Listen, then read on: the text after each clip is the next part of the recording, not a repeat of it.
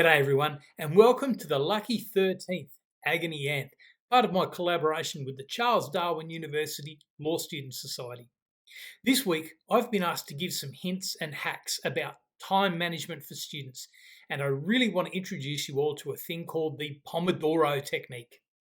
Now, over the years, I've spoken with hundreds of students from all around the world. I've spoken to 19-year-olds fresh from school. I've spoken to second chance mums. I've spoken to tradies studying while running a business. There's only one single thing that unites all students, even those studying full-time. Students are time poor. There's too much to do and too little time to do it in. The Pomodoro technique is the best way that I know of dealing with that reality. In addition to that, though, if you're a millennial or a Gen Z student, if you can't remember the September 11 attacks from your own memory, then you've grown up in a world of Google, Facebook, BuzzFeed lists, and constant distraction. This has resulted in diminished attention spans. People will criticise you for this, but it's not your fault. When I was young, if I needed to do research for a school project, I got an encyclopedia from the school library. It contained the tiniest fraction of information compared to what you've got available online. But it was a book. It didn't have pop-up ads, sidebars, clickbait, or any of the other amazingly effective techniques which have been developed online to grab your attention. That is, to distract your attention away from what you were initially looking for. Pomodoro is not only great for time management, but it's great for those who struggle with their attention span. The basic concept of the Pomodoro technique is ludicrously simple. Your study time gets broken into 30-minute blocks. You study for 25 minutes, then you break for 5 minutes. You do that cycle no more than 4 times before taking a longer break. Some of you are shaking your heads right now saying, seriously, Marinak, your big hack is to take breaks? Thanks, dude. Bear with me here, there's more to it.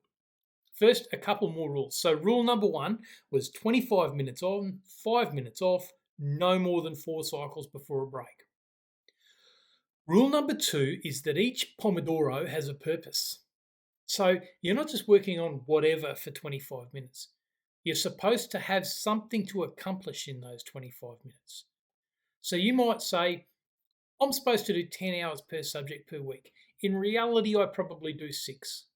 Those 6 hours equal 12 Pomodoros. So each week, I'm going to spend 3 Pomodoros listening to the lecture at 1.5 speed. I'm going to spend 4 Pomodoros reading specific cases from the lectures. I'm going to spend 2 Pomodoros at the tutorial, and I'm going to spend 3 working on assessment items. There's your week planned. Each day, before you begin, you say, right, I have 4 Pomodoro periods tonight. I can't stand the lecturer, so I'm going to do 1 Pomodoro of lectures tonight and then 2 Pomodoros of cases. Or whatever works for you, but have a plan. Make each 25-minute session, each Pomodoro, make it count.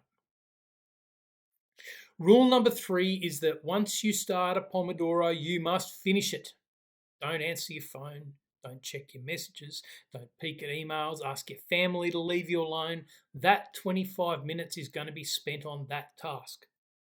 If the task is finished early, and this is crucially important, you stay on that task and overlearn by reviewing. You'll learn pretty quickly what size tasks will fill a Pomodoro. Rule number 4 is that the breaks are as important as the work sessions. Take those breaks. Stand up, stretch, make coffee, scroll Facebook, talk to your spouse, whatever. But do not work for those 5 minutes. Follow those rules, and I promise you, magic happens. Some of you may struggle at first to put in 25 minutes straight with no distractions. I'm not going to mock you for that. If that's your reality, then you have to work with it. So start with smaller Pomodoros. They can be 15, even 10 minutes long. But if you're going to use shorter work periods, you still have to give each one a purpose and you still have to finish each Pomodoro. In addition, if you're using shorter Pomodoro cycles, I recommend you still use 5-minute breaks. Don't scale the breaks down, even if you're scaling down the work time.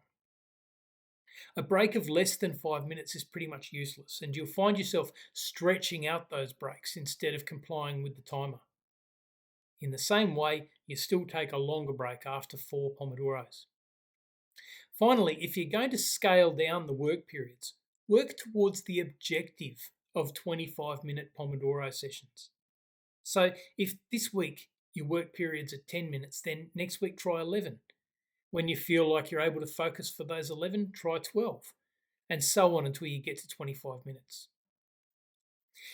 If you kind of like the Pomodoro concept, let me throw just a couple more ideas at you. First, use the first few seconds of each break to record just in one sentence what you accomplished during that Pomodoro. Ever had one of those days where you feel like you've accomplished nothing? It saps your energy and motivation. Record your achievements, and that doesn't happen so much. Next, there's approximately 11 gazillion Pomodoro apps out there that can take care of the timing for you. Finally, the all-important question that most law students will be asking: why? Why does this technique actually work?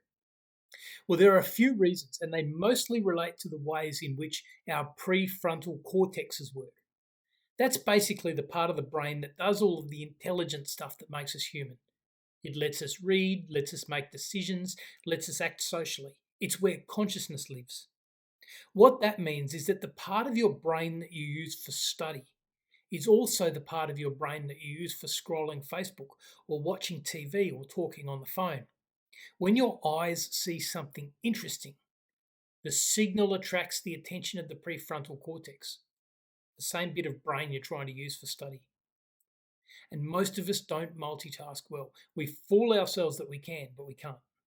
The prefrontal cortex tends to do best when it's doing one thing at a time. The Pomodoro technique facilitates that. Pomodoro also removes from our prefrontal cortex one set of decisions, the decision about what to do at any point in time. We decide that ahead of time and then stick with the program. Pomodoro, and this is really clever, Pomodoro also functions by taking distractions and converting them into rewards. There's no problem with you scrolling Facebook or Instagram in the middle of a study session, provided you're doing it during your 5-minute break. Just like that, social media ceases to be a distraction and it becomes a reward. Last but not least, the Pomodoro technique is a procrastination killer. You don't do big jobs. You do little 25-minute ones. You don't have to psych yourself up for a 6-hour study session, just a 25-minute one. The next break is never more than 25 minutes away. Like anything else, Pomodoro takes some practice, and the more you use it, the better you get at it. But with not much effort at all, Pomodoro becomes a superpower. Give it a try and let me know what you think. Keep those questions coming, and I'll see you again real soon.